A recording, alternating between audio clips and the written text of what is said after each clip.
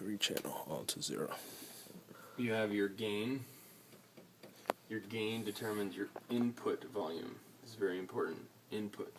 Gain is the top. The gain is the top. Input It volume. determines your input. It doesn't determine your output. It determines how much You're signal bringing is in. coming into the board. The gain, right? So it's very important that your signal coming into the board is 0. Okay, so on how we determine that is we have a little button down here called a PFL, which is pre-fader level. So pre-fader, before it comes to the fader. This is your signal chain. Preamp all the way down determines your signal chain. So this affects this affects this, so on and so on. So what we want to do is we want to push our PFL button. It will show us How much is coming in? how much is coming in. Right now it's at -10. We need to get it where? 0. 0. So we will No. adjust our gain and shada bam bam. 0. Hey, we're good to go. Woo! Okay, at this point, move your fader. I'm scared. Oh, okay, so on this board you have to turn it on. Other boards, this is mute, but turn it on, and you got it. Sweet. Now, if you have, well, it doesn't really matter, there's no live monitors. I have a question at this point. Mm-hmm. You said this is your input up there. Mm-hmm. If the input is on 0, Mm-hmm. how is anything coming in? I would think that would mean nothing's coming in. No, 0 is unity. 0 is Yeah. actually right here. 0 is a ratio then. 0 is You can hear. unity. Yeah. It's a unity. Yeah. Okay. So it's not meaning nothing's coming in. Right. Got it. What happens if you and some things won't, some things like microphones you may be a little, you don't really ever want to go over 0. You can go under a little bit, but what happens if your gain structure is what they would call it, if your gain structure is not at unity, not at 0, all your faders are going to be like this. You're going to run the board, you will have no headroom, so you're giving yourself all the headroom you can at unity, at 0. Okay? Got it. So, this point, you can turn it on. For the most part, you guys won't really mess with the EQ. The EQ is kind of set. But, you know, let's say, you know, Yeah, I was gonna say Geniuses probably- came in here and seems really good. Okay. Not good. No, this is not good at all. So, what we want to do, and this is how I do it, turn it up. I mean, you can tell there's very little lows, a lot of mids. So the way this EQ is set up, you have a high. This high is a predetermined frequency. This is merely the volume that you want that frequency to be. Okay? Mm-hmm. So if you want more highs, turn up the high. You want less highs, just turn it down. But quite often you just don't mess with it. Right. Actually, this whole thing is, this is a horrible EQ. So just let you know. Maybe I shouldn't be. Each one of these is a predetermined EQ. So the frequency is already determined. Now you're just adding or subtracting that specific. So let's say if the EQ is really bad, right? Mm-hmm. Just take everything straight up, 12 o'clock. Turn it on. Okay. This I would say lows are good, but you're missing a lot of highs.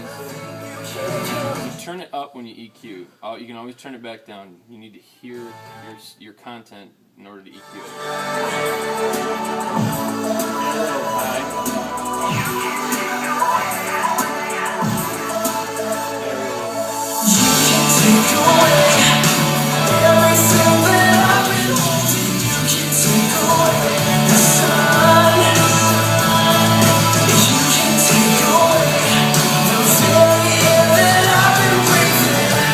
it. So we're good. So basically, that's That's your channel setup. So you do that for every single channel that you have. So you want to take time, make sure everything's at 0, and go from there. Some specific things like guitars. You wanna. Well, that's just on the stereo channels. I guess here you have. Okay, so your mono channels here. These are stereo channels where the iPod's coming in. You actually can determine your mid frequency. So you have 250 to 5K. So your electric guitars, let's say, 5K is a great frequency to boost on electric guitars. That's why they're all the way up here. So we're going to go 5K and we're going to boost them. So this determines the frequency. This determines the amount. If you want more of that frequency, you want less of that frequency. And this is called a parametric EQ. So it means, like here's 5K, but there's a bell curve. So you have 5K, but it doesn't just 5K like a graphic EQ. Like, I don't know if there's a graphic here. Like on your stereo, you have, yeah, that's a graphic. So this is remember, just have a bell curve. So 5K, and there's a bell, which means it doesn't just go 5. You're just boosting that frequency. You're actually boosting the frequencies around it as well. So you have 4 and 3. So I mean, that's probably over your head, but So if you move that to 5K, other things are going to lift up to match with it? Yeah, it's not important. Then what you have here, you have a low cut or a high pass filter. So anything below 80K gets cut. You want that on vocals. You can see it's all the way down on vocals. So you keep your vocals out of your subs because they don't need to be there. Electric guitars too, you don't need them in the subs, so they're pushed down. So this thing up here, anything under 80K gets cut. Which is low frequencies, basically. So your voice, your electric guitar is out. Yeah. What's in? Like the bass guitar? Bass, drums, probably keyboards. Would you say? It really depends on your forte on that. Yeah. But yeah, I mean, electric guitars just don't have the frequency that go into the subs, or they will, but you just have to get it out of there. It'd be muddy. Yeah. Keyboards, yeah. Just kind of depends. It does. Lauren just kind of plays, I think, piano on it when we play youth group, so that doesn't need to be in there, do you think? So you catching this stuff, Austin? Yeah. I'm going to be listening to these videos. And then your effects, you have 2 effects processors. They're over here. Turn them on. Again, 0 is where you want them to be.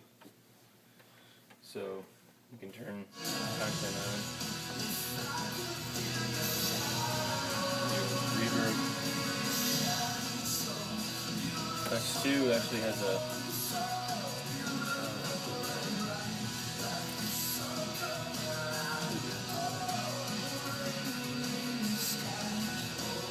tap.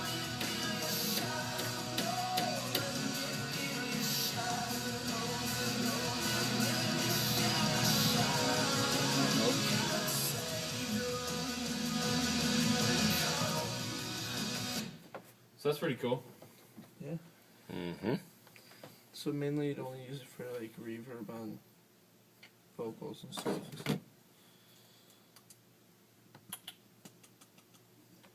You want me to cut that on for you? Check 1 2. So we got a lot of reverb here. Check 1 2. Check 1 2. So like when you're EQing, let's say Josh is up there speaking, this sounds actually pretty horrible. So we're gonna go straight up, and we're gonna try and get it as natural sounding. So right now, you take the lows out. Sounds a little MIDI, so we can take some mids out just a little bit. Maybe boost the highs just a tad. And see, it's still a little MIDI. Check, check, check, check, check, check. Check, check, check, check, check, check, 1 2. Check 1 2. Check, check, check, 1 2. Check 1 2. And just clean it up a little bit. So, yeah. And you got check, check. Hello, hello. Check, check. And the tap is check, check. Tap is not working.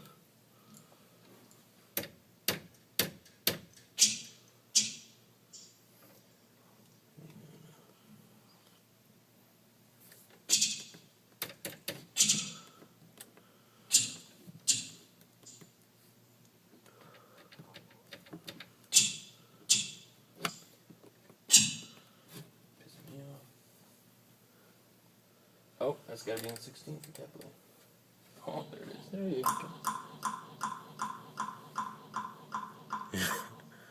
go. We found a new metronome. How long will it do that? You can set it here with a parameter. What's going on? Say something. Say like a sentence.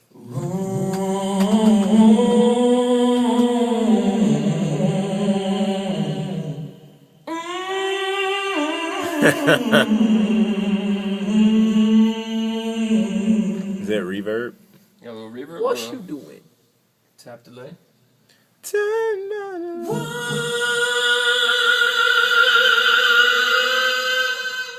Fall to your knees.